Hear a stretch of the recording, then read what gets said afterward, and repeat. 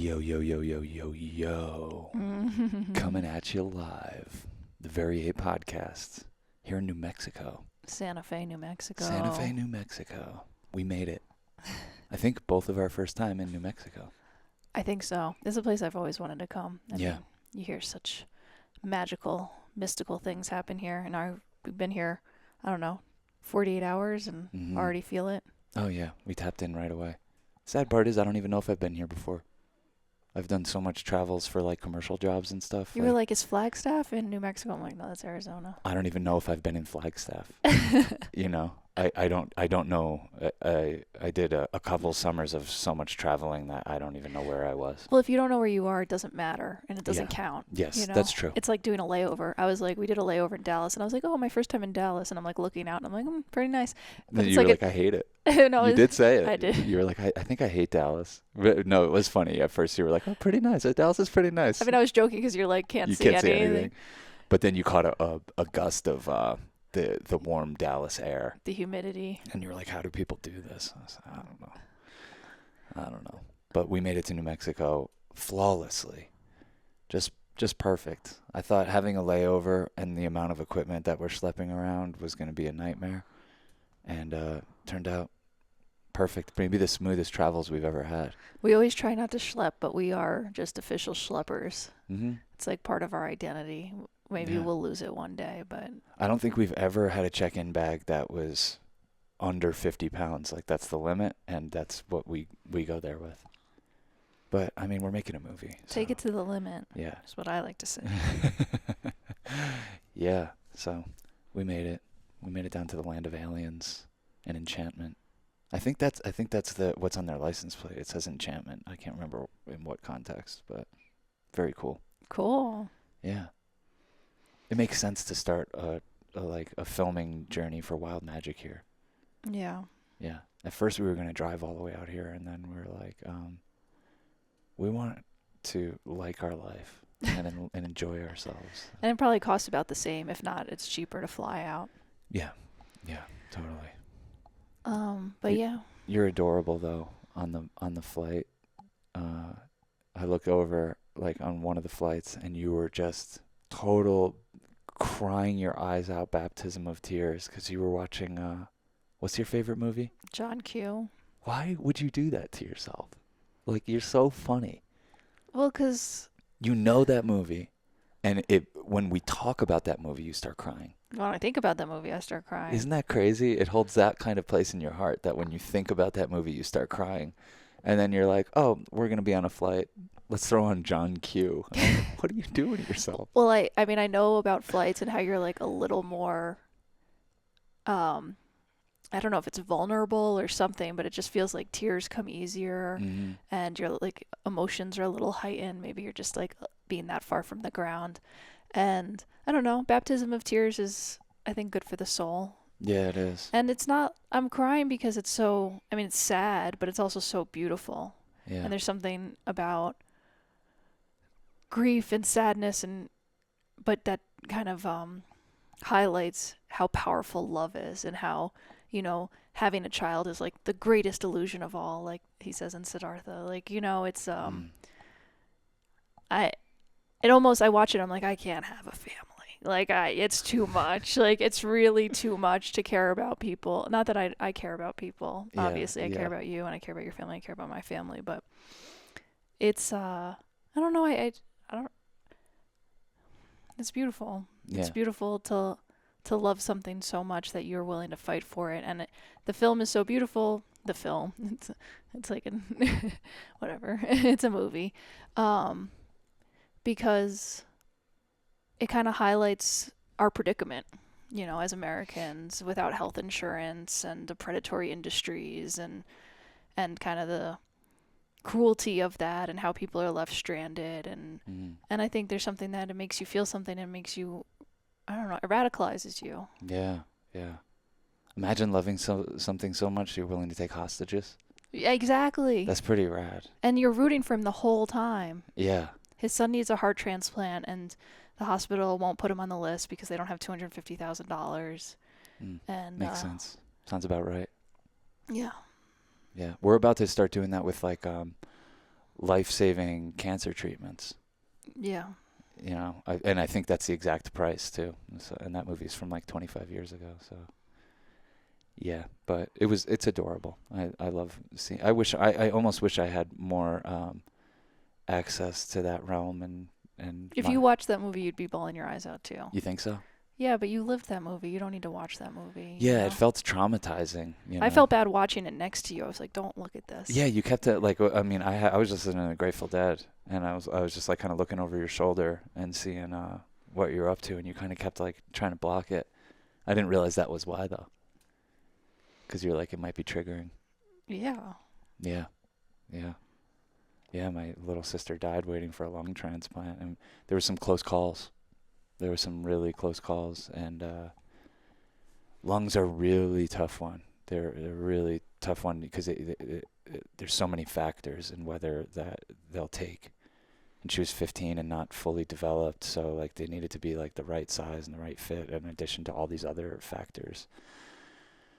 And we held out hope. We really held out hope till like the last couple days when it just was apparent that she was too weak to even get the surgery. But at one point, the last time I ever spoke to my sister when she was like conscious, the last exchange we ever had, she was in the hospital in ICU, and I had a gig in London for a few days. I just needed to go over there for like 3 days. And I said, Erin, I'll see you again. You know, we'll be together again. Don't stick with me here. And I kissed her on the head, and I flew off to London. Got to London, halfway through my shoot, I had a million messages from my mom like, "Come home right now." Like it's really bad, and that was the worst day of my life. You know, I bet. It was definitely the worst day of my life because I was in a total panic trying to figure out how to get home. And it was so late at night over there. And I was calling the U.S. Embassy to see if they could help me. Every airline, obviously.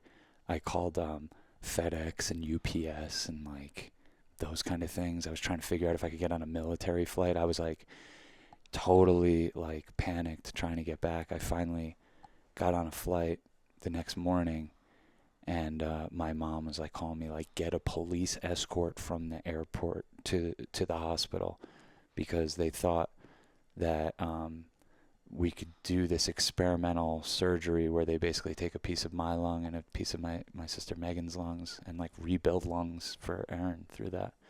Extremely risky for the person giving, to the point where they had to sit me down with a psychiatrist. I get to the hospital, and I went through all this paperwork and everything, and then they sat me down with a psychiatrist. And they realized, like, they said to me, they were like, do you understand the risks? Like, do you understand, like, you're risking your life for this? I said, yeah. You know, I was like 26. I'm like, I had a good run.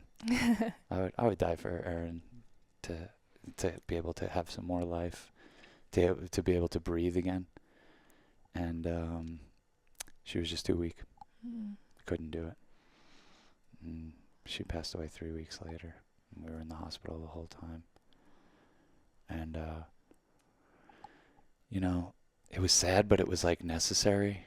It was like a real a process of transformation and acceptance. And, at one point, I thought my appendix, I was so stressed out, I thought my appendix was exploding. It was all psychosomatic. Like I was having like a lot of stomach and appendix and like, I don't know. My body couldn't handle it. So I did my best and saw her to the other side. It was really beautiful, actually, the day that we saw her to the other side. But yeah, I don't know if that movie would trigger me that much, because it wasn't like a corrupt medical system that prevented Erin. She was just so far gone. She was so far past. Yeah. Well, yeah. I mean, it might bring you. I mean, the whole thing is Denzel. First off, I'm very sorry about that, and I don't think anyone should have to go through that. Oh, we've talked about this before. It's all good. But in the movie, Denzel Washington is the dad, and he's so good. He's too good. He's literally my He's too favorite good. ever. Yeah. But he takes these hostages to get his son on the list Hmm. in the emergency room, these emergency room hostages. And so it's like there's a lot of humor in it, a lot of light that happens in the emergency room. Like there's a lot of levity Yeah. throughout the Yeah. movie. But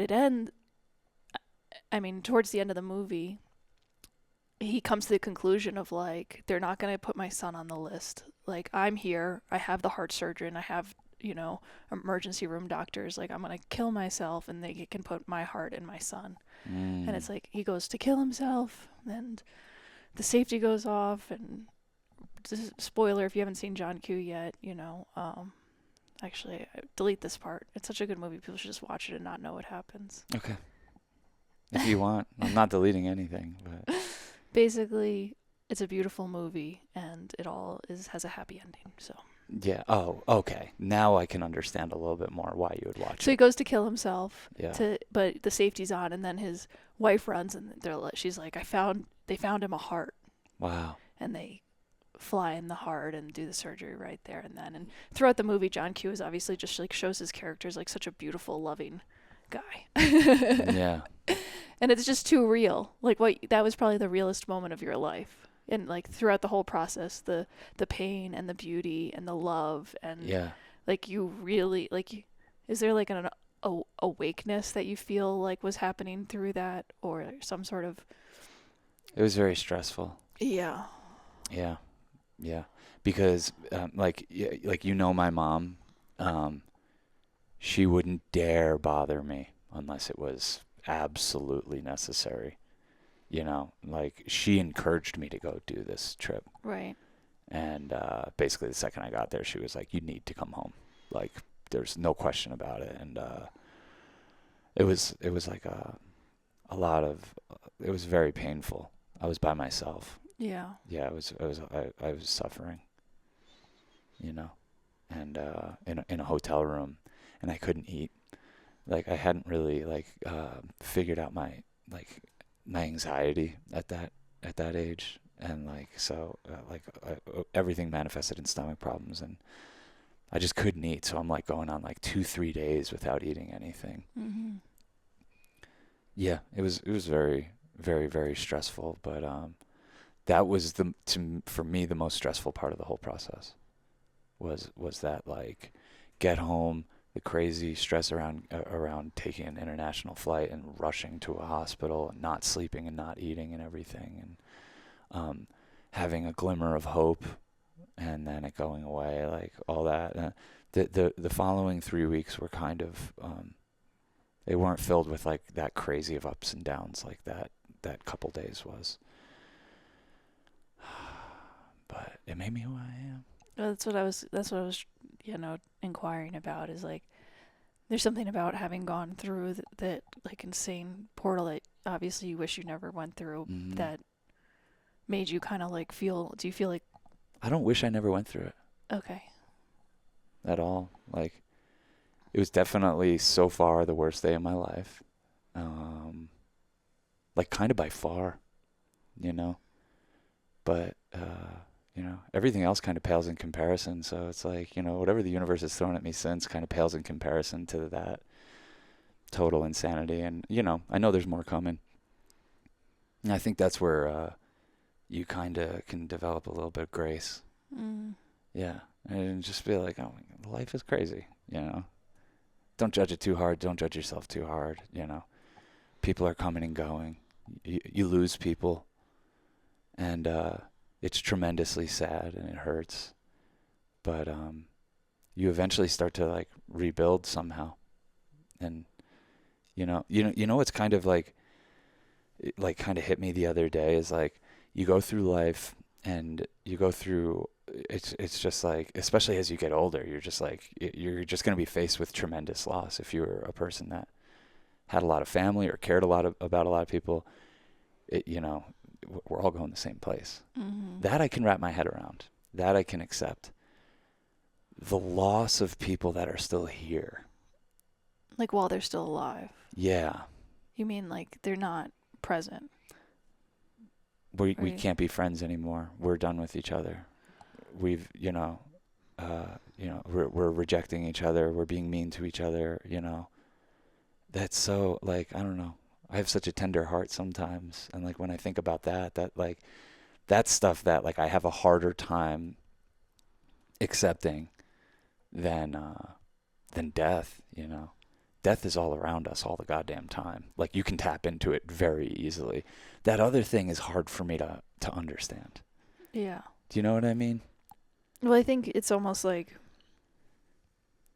since Erin passed, you've also felt her a lot since she's passed, and there's like it's given you Right. some relief, is like knowing she's still there, Yeah. and still with you, and maybe more with you than Yeah. ever, because she's a part of you now, Yeah. And and that's a part of my deep belief system. yeah, because Is- you is- felt it. Yes, I experienced it, and sometimes you need to experience something to believe it. Yeah. Yeah, and like now that she's free of her body, like she's with me more than ever, and she's one of my angels. She is like, the main CEO of my angel crew. Really, really, she looks out. She looks out. Whew, sorry about that. Brief delay. 17 minutes in, by the way, Yeah. talking about my sister. So funny. That's her number. But I don't know. I don't remember why we were talking about that or where we were talking. Oh, like just talking about.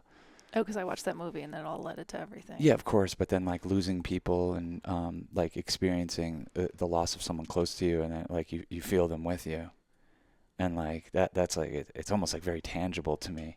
But like the gaping loss of like friends or exes or this or that, like that, I don't know why that like Hits you harder. Cause not necessarily harder, just in a different way Not that's harder, harder yeah. to accept. harder to accept. Yeah. I don't think you go through that. don't go through that because No. I'm like, oh, they're like, we were right for the time, but I also Yeah. for the most part don't leave situations with bad blood. Yeah. I'm not saying you mean to, but a lot of times there's a magnetic repulsion that happens, Mm-hmm. and I'm just not that powerful of a magnet to repulse anything or attract anything. I'm just here No. to like on take it now. or leave it. Come on. No. It's you're the best. I'm joking, Yeah. but yeah, because it feels like maybe there's something you could do. Yes. There's nothing yes. you can When do to bring someone's Erin dead, back right now. yes, there's usually. nothing that can be done. There's just a very like solemn acceptance. It's a bitter pill to swallow. It really is at first. But you kind of like learn to work with it and learn to work with the grief and figure out what it's doing to you. Well, I've seen you go through a lot of stuff. I mean, obviously stuff has gotten you upset, but when we've gone through like bigger experiences, you're like, and I'm just so distraught. You're like, Cass, this is nothing. Like, this is nothing. Well, what do you mean? Like you're talking about? When I get my panties in a bunch about anything, Yeah. you're just like, you have access to a Buddha mode because of the grief portal that you've gone through. I feel Maybe. like, and on big stuff, on little It's stuff, big stuff. it's big stuff. Yeah. You can remember to be like, okay, yeah. I can accept. smoke toad for the first time and just be like, Yeah. yes. And this too. Yeah. But if I go into a pothole, Yeah. Well, because it puts me into fight or flight. Yeah. And anytime I get pulled out of the parasympathetic nervous system, it's a wild card. well, I think it's a medicine though. What you've experienced is medicine for the people around you. It's been medicine for me Mm. because you can just like put things in perspective for me of like, Cass, real shit happens in life. It's going to. And real shit is going to happen. Yeah. Why would you spend time stressed or worried about everything is okay, Yeah. Yeah. Well, you do a lot of like the dance of like, oh, if I just didn't say that word or I'm make that getting phone call. better. Yeah, no, you are. Yeah, I'll give you credit, but like that tendency, I don't have access to that. I don't know. It's just because like, it pales in comparison to something real, maybe it just also feels like something I can't really do anything about. It's just like, that's where it starts to like get into more like the realms of forgiveness. And it's just like, that's what happened. I forgive myself for saying or doing that thing that might have triggered this fucking bizarre butterfly effect that's going on. You know, I'm not gonna beat myself up over it, that's for sure. And not only that, then it taps me into like,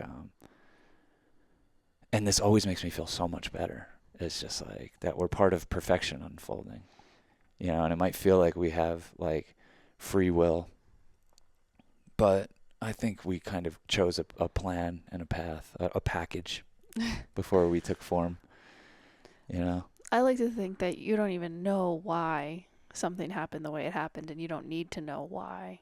Absolutely. But you might as well not judge it. Yeah.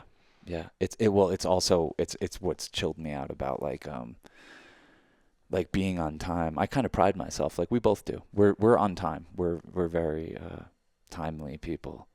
But if not, if we're running a little late or something happens, that's the one thing that can chill me out. Like yesterday, I let you drive for the first time, and you just immediately just get lost, and I'm like, God damn it. I didn't get lost. Yeah, well, I mean, you just went the wrong way, and next thing you know, we're on dirt roads and going through like parking lots of like weird ass warehouses like off desert roads, and I'm like, what the hell is going on?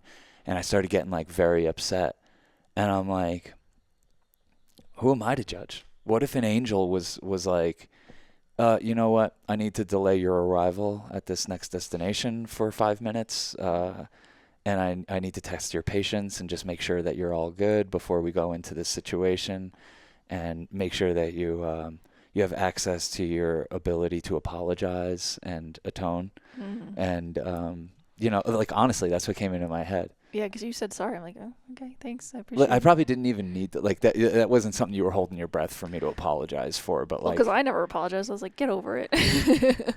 yeah, no, I know that. I know. I was like, I took a wrong turn and it added no time. Yeah, yeah. But it was a like it's kind of a perfect example of like the work we're trying to do, you know. And it's like it's on me to chill myself out. I gotta figure that out. You know? Yeah. It's not on you. It's not like do better, Cass. That has never gotten us anywhere. Because I try. You do. If I've ever had a friend or a girlfriend, a partner, a lover that really does hear me when I say those things and tries, you don't write me off. You don't write off anything I say. You actually listen and you try. You know. But I'm still going to take a wrong turn sometimes. It's yes, exactly. And the thing exactly. is, because you sometimes take wrong turns. Not. It's like, No, I'm kidding. you crazy? No, I know. The only reason you don't take wrong turns is because I'm a better passenger. Yes. Yeah. You're a good passenger. When I'm a passenger, I'm just DJing usually. And yeah.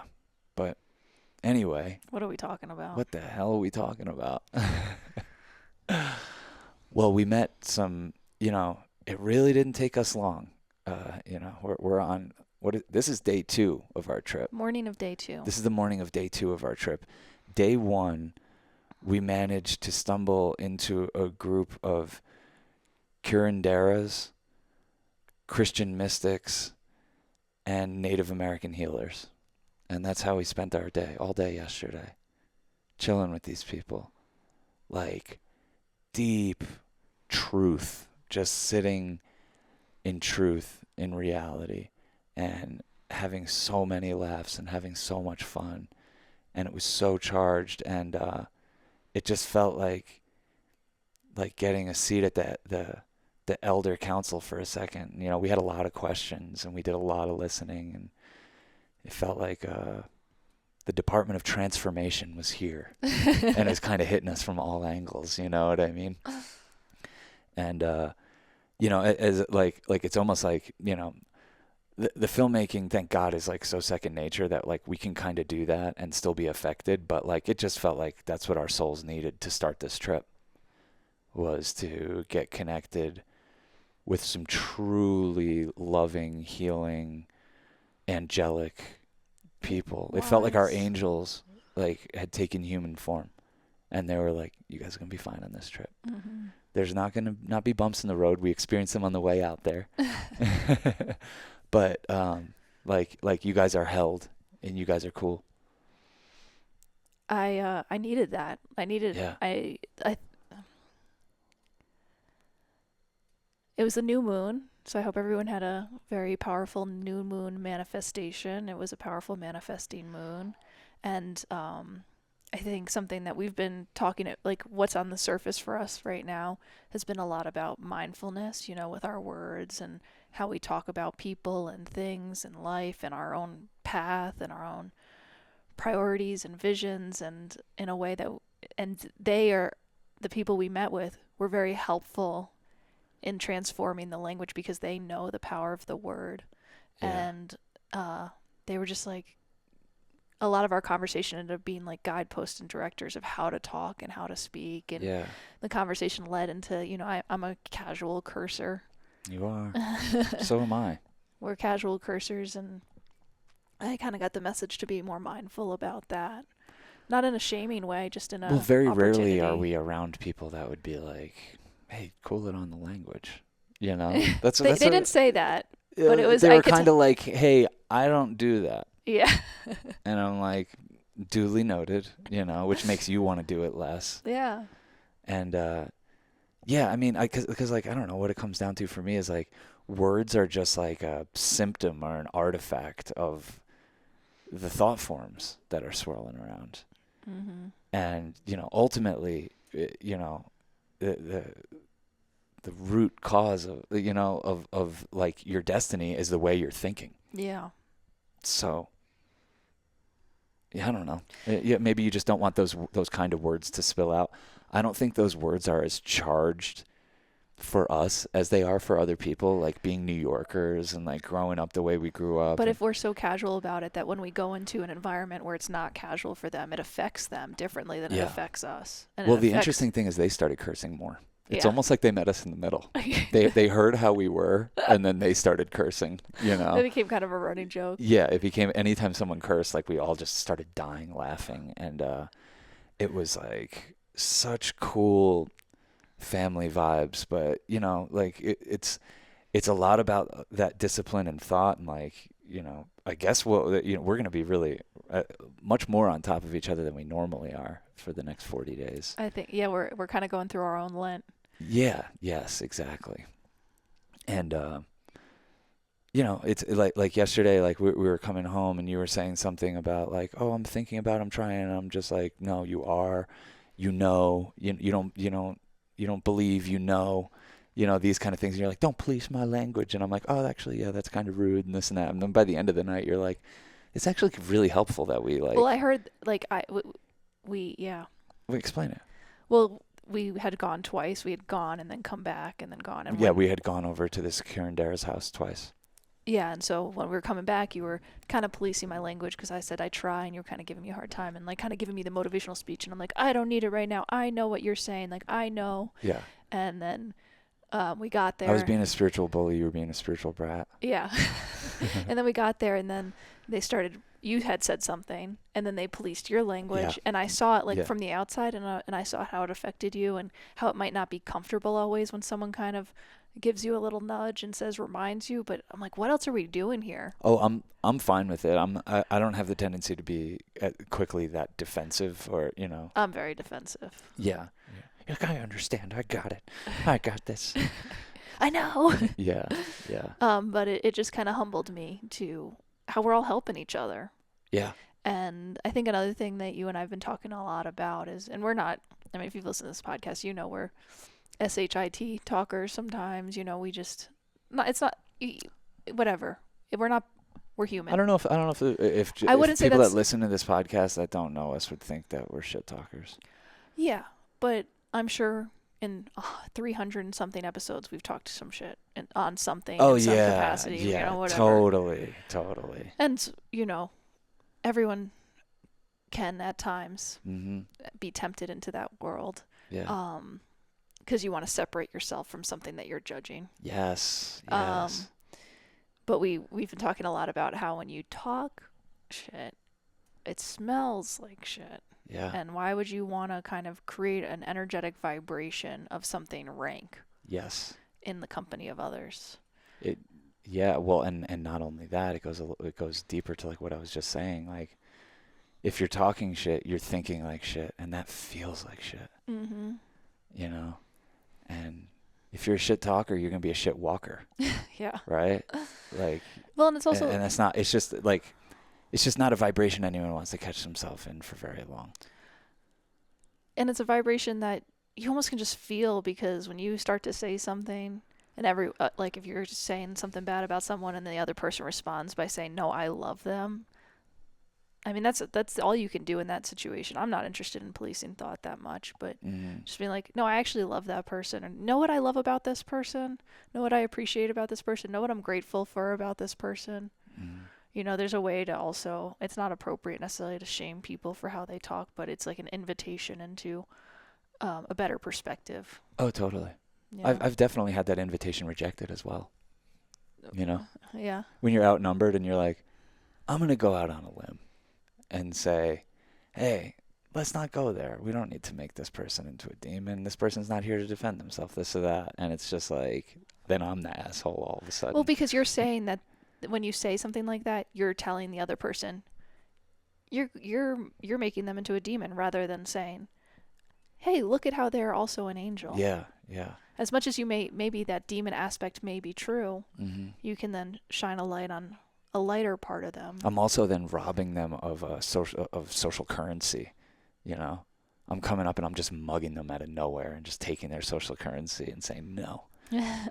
No. And it's like, you know, in those situations, I've felt that. I've felt shame. Like, oh, why did I go there? Whatever. Who am I? But I don't know. I think it's incredible space to hold. Not whether or not like you have to be out loud about it, just like in your head, just trying to be like a little bit more disciplined. That was a lot of what I was trying to pick up on, and that's a lot of what they were putting down yesterday. Is just like a discipline in the way you see things. Well, what was really helpful for me and what I needed to hear is, because obviously I can get very worked up and angry about a lot of happenings and politicians, World events and stuff. And something I know, or I think I know, but I often forget, and that Michelle reminded me of, was to hold someone in the highest intention, you know, see the best in someone, whether it's Trump or Biden, because we're cursing people, and by cursing people, we're cursing ourselves. And that's not to say to be naive but to see the best sides of people and pay attention to the best that people have to offer, and bless, because we have, with our words, we can either bless or curse. And I think that I'm trying to be more disciplined about sharing those blessings. Yeah. Well, because you're very blessed. Sure. Yeah, definitely. Why not share it? Because, like, obviously the temptation, it's so easy to just talk shit about politicians and the state of things. And, like, we're so guilty of it that we alienate people, you know? Yeah, I mean, and things get misconstrued where people think I'm attacking mothers going through grief. And I'm like, I don't know. I mean, I'm just like against out of control maniac governments. Like, what are we talking about? Why would we equate the individuals of a nation with maniac murderers? Like, I'm not doing that. You're doing that. But yeah, I don't know. I'm trying to see more perspectives, and also just allow things to be, and not fight. Be the peace. I want to be the peace. It's a hard thing to do. I mean, in order to do it, well, it's actually not a hard thing to do. It's actually most of people's where they're most comfortable vibrating. But it's hard to become aware of all the ways that it's like become twisted up, and you know, that our perspectives become twisted up with it, and that, you know, we're leaning on the crutch of judgment and otherization ourselves, and how is that going to lend itself towards a more peaceful planet? Yeah. Yeah, and I try to understand, because I think things have happened in the past where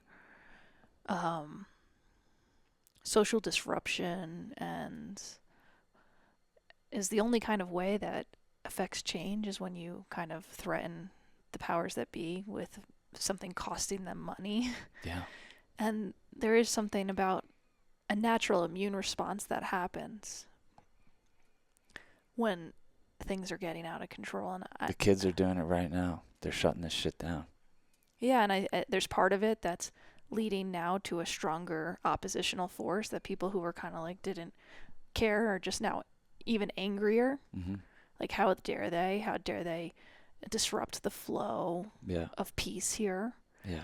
What's the line that you say, that we're not disrupting peace? Well, it's a Howard Zinn quote from 1971. I'm gonna just paraphrase it because I don't know the exact quote, but it's basically that people, you're not getting arrested at a protest for disrupting the peace. That's what they'll say, Mm-hmm. but you're getting arrested for disrupting the war. Mm-hmm.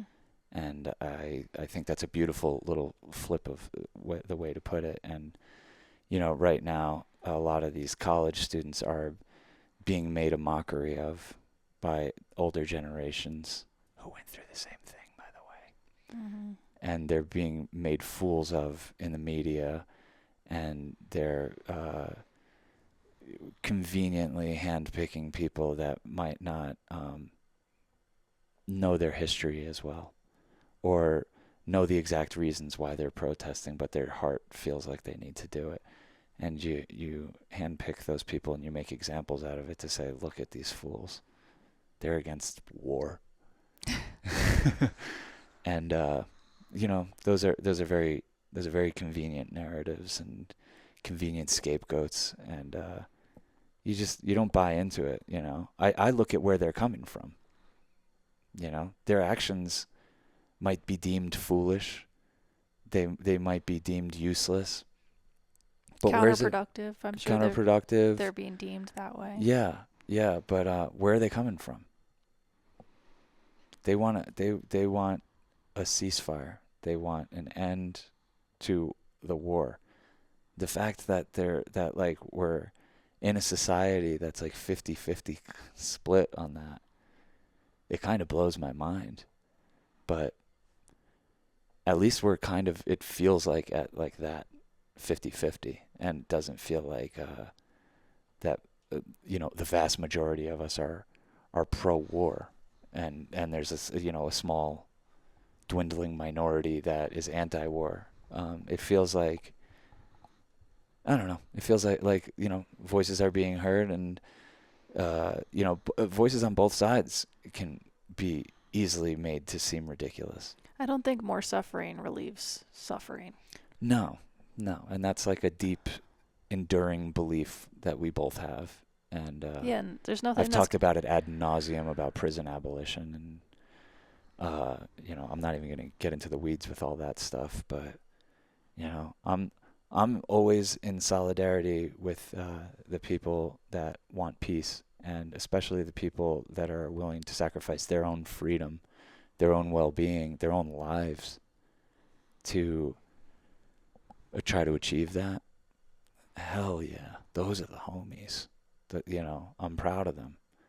And of course it's young people doing that level of disrupting. They don't have enough data points. You feel invincible at that point. You don't have anything to lose. They're the ones that are bold enough to do it, but I don't know. I think that they're speaking to and acting on behalf of something that we all kind of share and feel. Nobody wants continued war and governments acting on behalf of innocent people and killing them, and nobody wants that shit, really, when it comes down to it. You could talk to anyone face to face, and I just refuse to believe that it's absolutely necessary. it's not. I just refuse to believe that Yeah. it's the best way forward, and that the starvation of millions of people is necessary and justified. I mean, there's been no conflict ever that hasn't been solved by people actually coming to the table and figuring something out. Every conflict, war has always been ended with peace. It's not like, oh, well, we did it. We completely eradicated and brutalized those people, and it's you just not. create more war. Yeah. Yes. There exactly. has to be a transmutation of energy. Yes. Yeah. Exactly. Which naturally happens, and I think what the loudest voices are saying right now is like, can we get that going? Can we start that process like right now? Can we put down the guns Okay, and the well, bombs and the because of- funding of this and until we insanity. do that, we can't go on with business as usual. No, Because no. it's That's so disrespectful for the people that are victims of this. It's so disrespectful that we can go on business as usual. So they're shutting it down. I don't know. I respect the shit out of it. You know, and we didn't get into political talk with our spiritual elders. no. If anything, They tune it out. they don't watch the news Yes. because of, or Michelle in particular. She's like, I haven't had a TV in 40 something years. She's Yeah. like, and I really appreciated the language she was putting it around it, that it's contaminant and Yeah, it's a contaminant. it's, you don't wipe shit on your face If you every step morning. in shit, you don't grab it off your shoe and start wiping it all over your face and Yeah. eating it and everything. No, You clean it off. you clean it off. Yeah. And that was also a cool thing that I definitely took away, is this idea of, I mean, for people who are doing the work, and I think we're all doing the work in some way or another, but for the people who are really working with people's trauma and trying to heal, people who've been through a lot and are, empathic and vulnerable is not the right word, that they feel other people, Mhm. that there's a ritual, and it doesn't feel, what I gained is that it's not a prescriptive ritual. It's just a mindful intention of, everyone has their own ritual of a way of putting on their spiritual protection in the morning, and then they have a way of clearing what's not theirs. Mhm. And that is something that we can all take away, and that we're all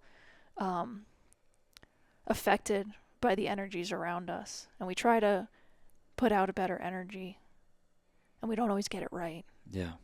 Well, they're a more clear channel because of that discipline and those rituals. That's the Mhm. way I see it. They're a more clear vessel for healing and having visions and being able to speak to all this stuff. Because if you don't do that stuff, it kind of gets gunked like a bowl does. You got to clean it. Otherwise it gets gunked. And next thing you know, like the gunk turns into judgments. And those judgments start to make you feel other, or make other people feel otherized. And it's not how we vibrate on the highest frequencies, it seems. Yeah. So I respect the shit out of them. It's so second nature to them. We kind of had to dig around. Like, we had to keep asking questions and just being like, well, how do you do this work? 'Cause, I mean, these people they're healing people with cancer, stage 4 cancer, who don't have a chance at survival. They'll come to this woman, Michelle, and she'll heal them. And it's very, very powerful work, but like she kept saying, it's very dangerous work. You can, a lot of times when you're ridding somebody of an entity, like you were saying, it's looking for a new host. Mm. It wants to latch on to something. That energy wants to go somewhere. So, when you're doing this kind of work, you really, really, really got to be in your discipline. And like, these practices go without question. It's like them breathing. Everything is a prayer. And it's a beautiful way of going through life. And it doesn't align with Western capitalist values, really. Yeah. It really doesn't at all. Like, if everyone started behaving this way, we would have peace on earth. And no one would give a goddamn about markets and economies and day jobs and this kind of thing. Yeah. So, and I don't know. It's almost, it's like, it's very obvious stuff, but we learned a lot. It's like from the container that it came in. Well, it also just tuned me into how much preparation is necessary to do this work, and Mm-hmm. the naivete, and it's not even worth getting angry at people who think they can be healers after one mushroom trip or whatever it is. But I spent 7 days in the Peruvian jungle, and now it's my calling to go serve medicine. It's like, you're a white girl, you don't know shit. Well, yeah, there's tradition and ritual and years and months of And consequences. but the most important thing is there's consequences, Mm-hmm. because if you're not adequately prepared to help people heal, Mm-hmm. you can traverse energy where You're hurting them. you're hurting them and you're hurting yourself. Yeah. And there's a level of I think it's like this beautiful calling that people get. I've had it many times. Yeah. I have a beautiful experience and I want to share it. Yeah. And I have shared the experience, but and I've felt the temptation of being a capitalist. I'm not a capitalist, but for all, I'm a capital. I'm in the system. I'm of the soup. The water's capitalist. I'm a capitalist. What do you want me to say? Like I'm in Yeah. I'm in the fishbowl, and I'm not sure where the water starts and I stop and whatever it is. Yeah. To capitalize on something beautiful from the earth and stuff like that. So I don't even know what I'm trying to say I right wouldn't even now. qualify you as that. Like I know you're No, you're trying to be very humble and self-deprecating right now, but that's neither one of our instincts. It never has been. I'm saying We've always laughed at those people that have those instincts. it's washed through me. Of course. And I like, Of oh, I course. could do this as a thing. This could be my job. And I'm not Yeah. saying it's for people who do pursue it as a job. God bless you to heal people and heal the earth and Yeah. raise the vibration. What a beautiful path to walk and trajectory to take. Mm-hmm.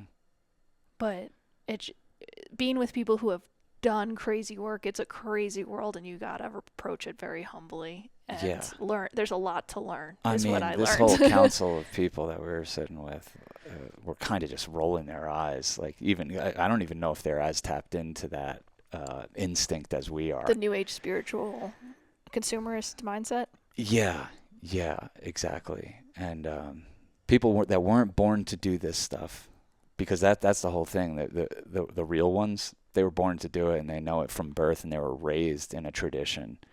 And this Pueblo healer was telling us that he has a 7-year-old nephew that's about to do 18 months of fasting. I don't know if we should. Well, it's. What do you mean? Michelle wasn't speaking to that tradition, so but I think what we can say is We were sharing that very casually. yeah, we're basically, and there's traditions where there's a very clean diet. The fasting includes a very clean diet for becoming A man a or man a woman. or a woman, and There's rites of passage that we literally could have no idea about, and that we would protect ourselves if we did. We would try to protect those children. We would try to protect those spirits. But there are rites of passage that set somebody on these paths. And we just have no concept of that. And that's not to say like that people can't feel a calling and do something about it. And I thought it was adorable. And I know you so well, and I know you just carry a guilt complex. And we were talking about all this in a circle. We were doing a crystal ceremony, and we were charging up these crystals. I love that they believe in crystals. They believe in everything. They believe in everything, and it just made me, because I think because it's been so part of a new age spiritual thing. I've felt the power of crystal, but it feels like it's become so ubiquitous that I almost have rejected it. Well, they said that's what our ancestors charged these crystals up and sent messages through the crystals to us. And kind of that's what we were doing last night. We were charging them up with intention. And, this woman's altar, has every deity you can imagine. And, she's working with it all. Let's try it all. And so we did this crystal ceremony, and it was really beautiful. And very, very simple. And everyone got a chance to speak and put their blessings onto these crystals and put these intentions out into the universe. And it was very, it was palpable. We were sitting in the wind was we were gusting sitting in around. in this structure, and the wind felt like it was about to just blow this whole thing away. It was crazy. And the energy was really palpable. You could feel sudden temperature changes, and you could see lights that weren't there, and just very interesting. And then, we were kind of closing down the ceremony part and just opened it up to more casual conversation. And Casa says, "I have a confession to make." And everyone was like, okay. Okay, what is this going to be? And you were like, I've served medicine before. I've served a lot of it. I've given many people LSD. I've given 50 people at once LSD.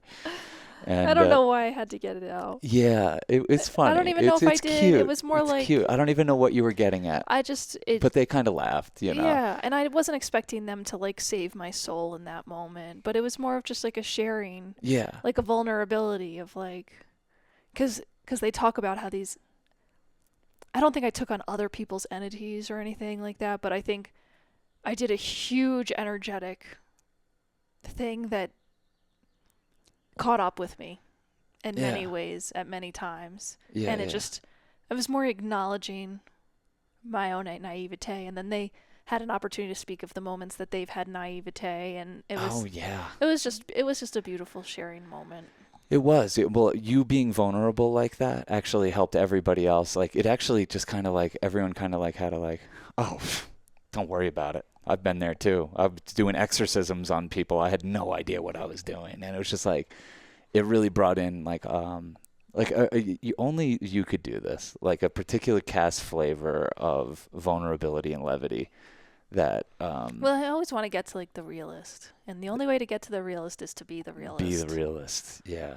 Yeah. So That was pretty sweet though. I think it I hope so. I think they saw where you were coming from, but I don't think that they were putting you in any kind of category of eye rolly, like, oh, you think you're doing that. No, well, yeah. But, and I saw where you were trying to do, and I saw where you were coming from. It was very, Sometimes you just, when you're in a group of people and this space is right and there's something that's very loud in your head, mm-hmm, sometimes if people can hold that, mm-hmm. there's an opportunity to share it and Yeah. to like release the weight of it. Yeah, yeah. And you got to be mindful of when and how you do those sort of things. Yeah, exactly. Exactly. Because, for you, and I think Michelle and everyone there, they're very empathic. Mm-hmm. And there's, we talk about the dichotomy of it being like a superpower, but also a curse, you know? Yeah, totally. So, Yeah, I'm so empathic that I knew better than to be the actual one physically giving the doses to people when we've done things like that. yeah. Yes. Because I cannot handle You're it. like, I'll give out the Molly. That's a whole different story. That's a different thing. It's like I kind of know what that's going to lead to. LSD, mushrooms, these kind of things, the DMT. I don't always want to be the one holding the pipe, handing the tab, doing the thing, Yeah, you're taking on a level of responsibility. Well, what I would say is like, despite maybe you carrying with you some guilt or a hangover from that, it's been a few years now. I don't feel guilt about it. I don't have regret or guilt. I think it only led to positive things. I think it was the only thing that was going to happen, and you just happened to be the vessel for it. And I don't think you went into it being like, I'm about to heal the world. I'm about to change, No. But in a way, you not having that intention, you kind of do that. And like, I believe in the power of medicine, and I believe in people's own capacity to heal themselves. Like, we believe in the be your own shaman approach. Absolutely. We also believe that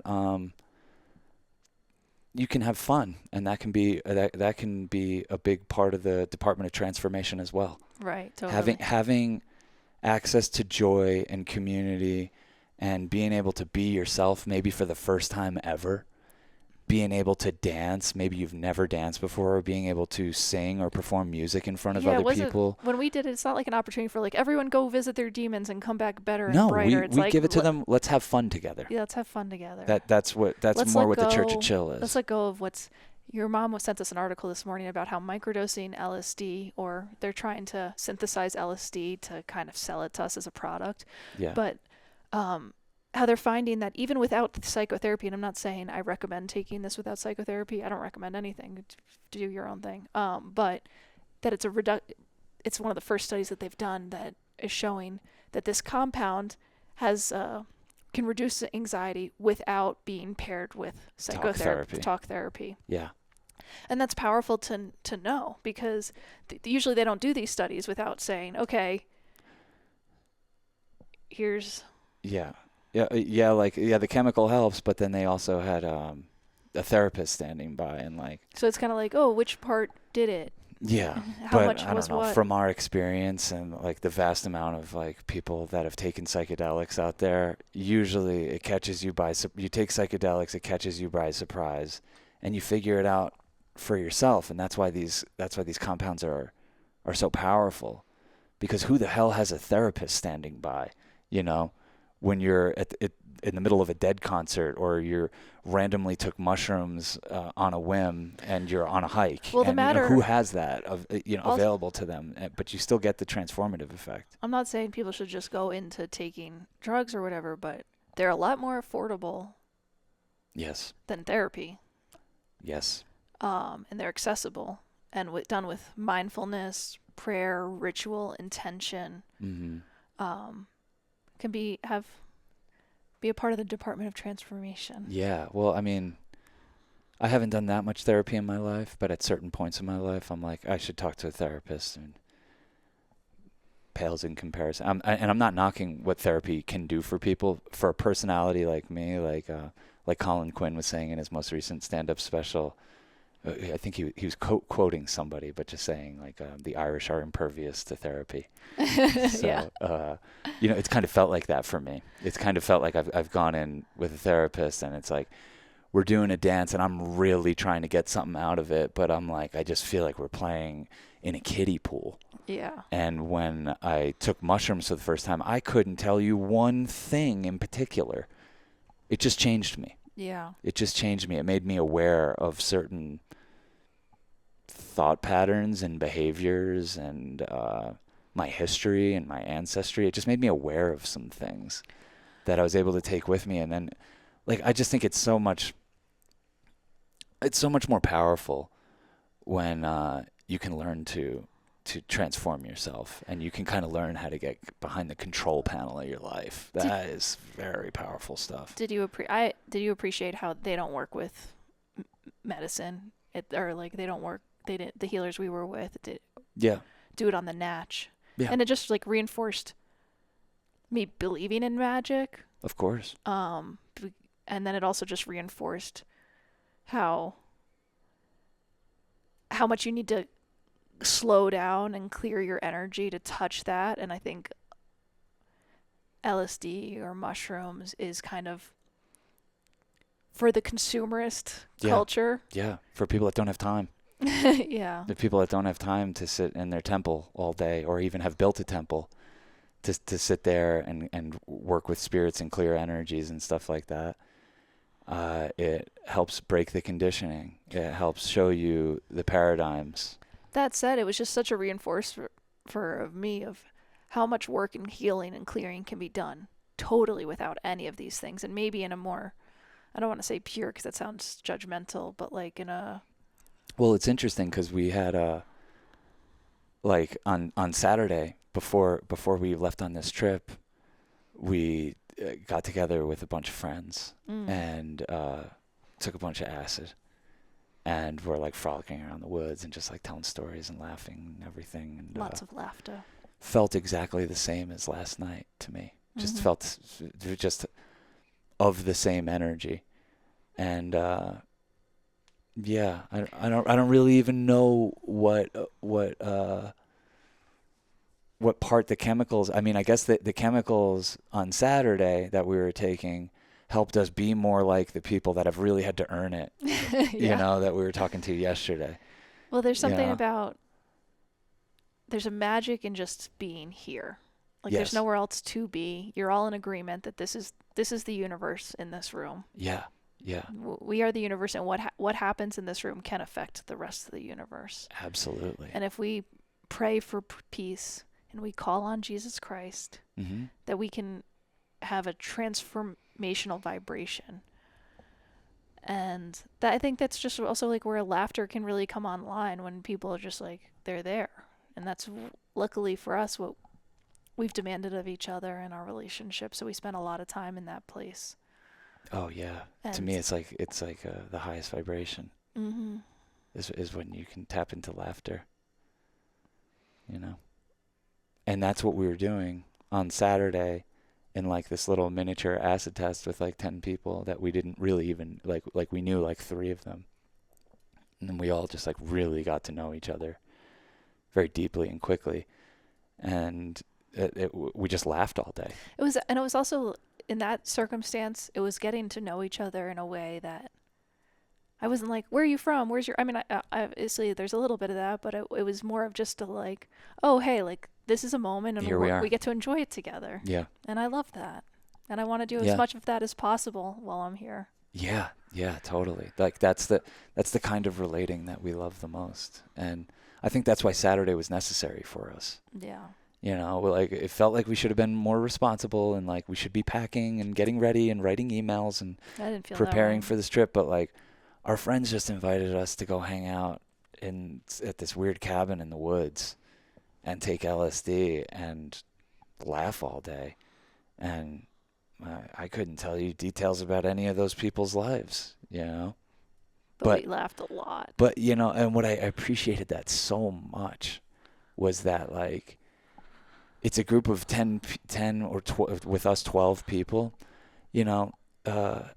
and that like everybody was very like there was space. There was a lot of quiet time where no one was saying anything. But if someone said something, it was usually to not try to be funny. They were just being funny, and it wasn't like with like, oh, look how funny I am. It was just like, oh, I'm throwing another log on this I fire. think we were just in a group of clowns, and Yes, I was able literally. I was able to see the art of clowning at work. Yes. I really felt like the art of clowning. How like light it made like our a- hearts feel. like a lesson in the art of clowning and how beautiful it can be and Yeah.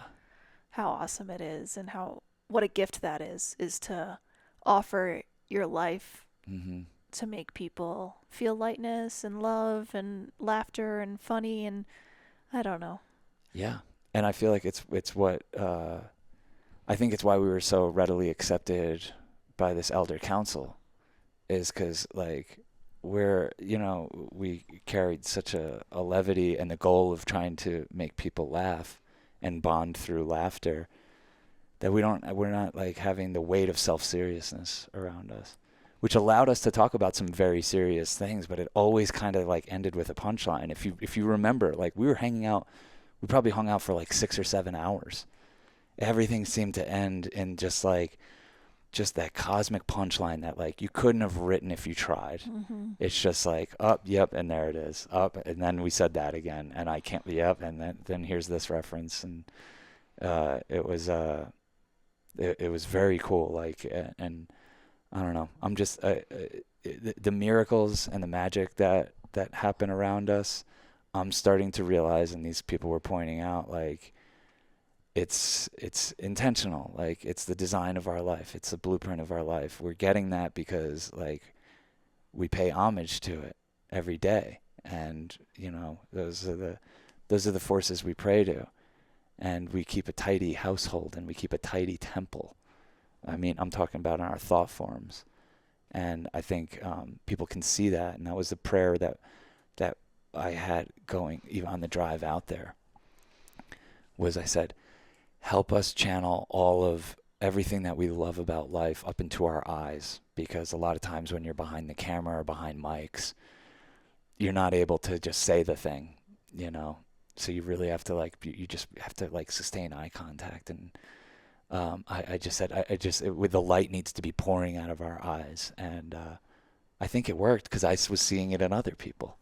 Well, they're very light, but Yes. what I Yeah. also appreciated is just the embrace and the acceptance and just the not only embrace and acceptance, but what I'm trying to say is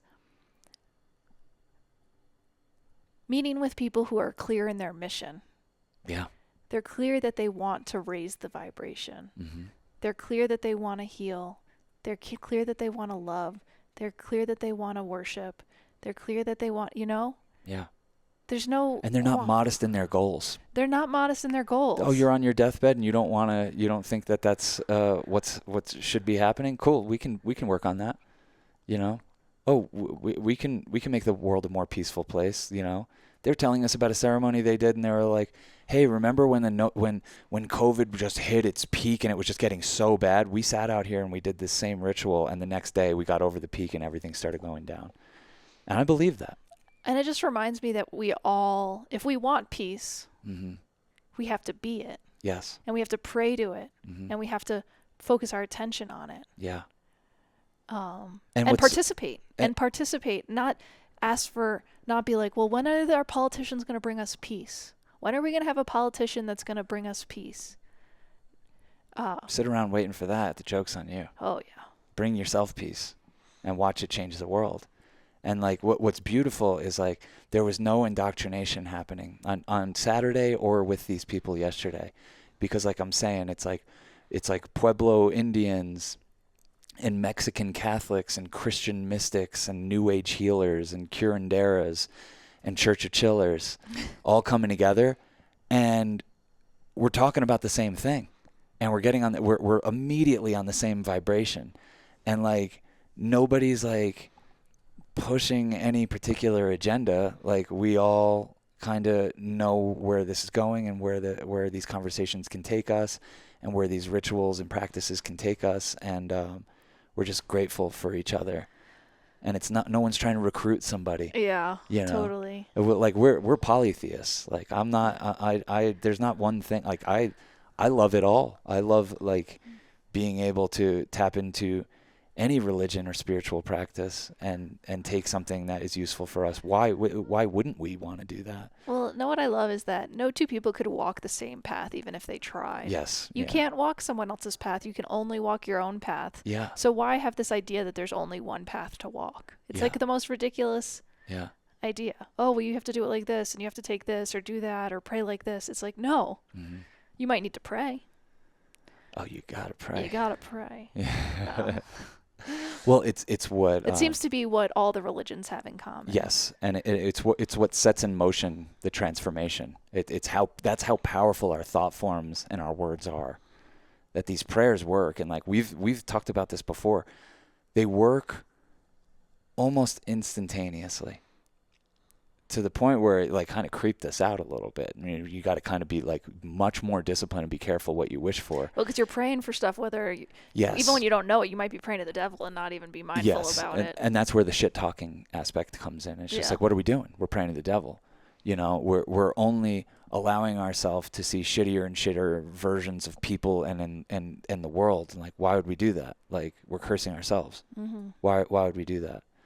And you know, you can only learn from it if you've actually done it. So, you know, we're learning. We've made all the mistakes, but I wouldn't even consider things mistakes anymore. It's just like, it is what it is. You know, if you want to be in a process of transformation, like Michelle was telling us, she's like, figure out 3 things that aliven your spirit or raise your frequency or pull you out of the mud. You know. Yeah, like a reflex, like kind of when in meditation you're supposed to. The point of meditation is not to, your mind, you're just going to think about thoughts. Yeah. But it's about when you recognize that you think of a thought to bring it back to the breath. Yes. And it's a reflex. And once you kind of, like lifting weights, keep working that muscle then becomes stronger. Yes. And so you're not going to go down the riverbed of a million chaos swirls. Yeah. You're going to be like, oh, look at me chaosing.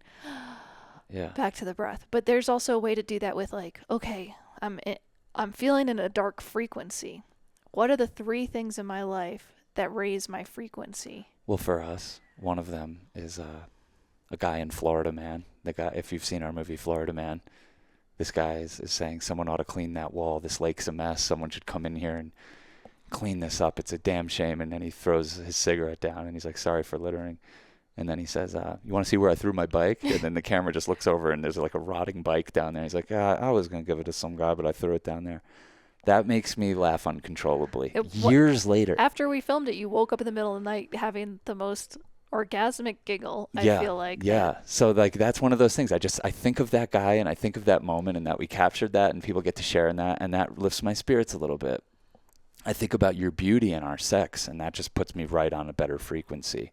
You know, I think about my sister Katie and her innocence and her light and the joy that she experiences from such little things. And those things, you know, it's just like, come up with 3 things that can pull you out of the mud and start lifting those weights, you know, and it can be a lot more things. But I think that her point is like when you start, it kind of like when you use those 3 things to kind of calibrate. Yeah. And then everything becomes those 3 things, you know, turning on a lamp and saying, wow, we have electricity, turning on this fireplace and being like, wow, we're warm. We didn't have to go Technology is allowing us to not have to go run around and collect all this wood and figure out how to do this and that. We just turn this on and it's warm. Everything can become those three things. And that's when you're in a magical and miraculous realm. And yeah, having spent a lot of time not there, it's a much more pleasant place to be or to strive for. Yeah. And the transformation can happen instantaneously. Oh, yeah. Yeah. Think of us fools if you can't think of anything else. We're out there trying. We might fall on our face a lot. We might go broke a lot. They didn't want me saying that either. They didn't like that. They didn't like when I said we'll never be rich financially because we have so many ideas, and they said stop. They said change that shit right there. You're not talking like that anymore. I said all right. Well, we are rich.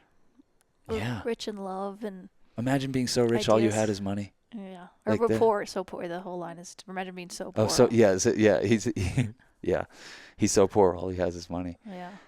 But yeah, we're rich in so many other ways, and I don't know. I'm not going to close out the idea that financial abundance is always It's okay that you know what you'd want to do with it, though. It's okay that you have maybe a vision. that helps. Maybe that'll help the angels get sent on a path. It's okay that you know. have ideas. It's okay that you don't covet a house or a certain lifestyle. It's okay. I do covet a certain lifestyle. We're living it right now. Yeah. Yeah. You know what I mean, though. Yeah. you don't- 40 days through the desert, literally. So, cool. Let's hop over to Patreon and do a little bit more. You're like, what? I gave so much. I know we gave a lot, but there's some other stuff I wanted to talk about, Okay. and we'll do it. All of these episodes have a second part. They're on our Patreon. Get a little bit more loose and relaxed on there, a little bit more personal, and if that's even possible. But patreon.com/Church of Chill. Join our community.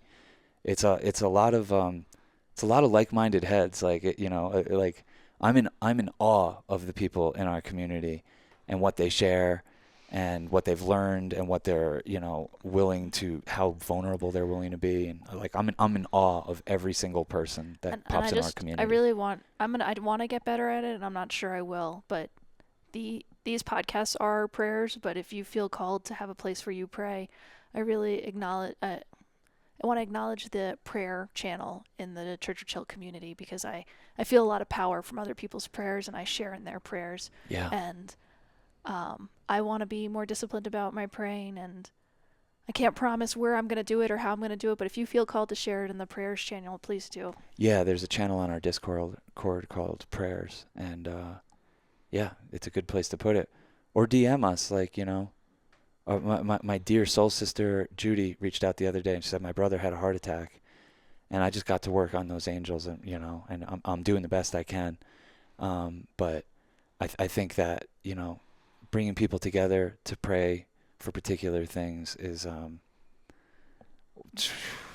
you don't want to sleep on that, So here's a place to do it with like-minded people, and pray for my sister Caitlin and her healing from epilepsy, and pray for my father Jack Dunn, the legend Wacky Jackie.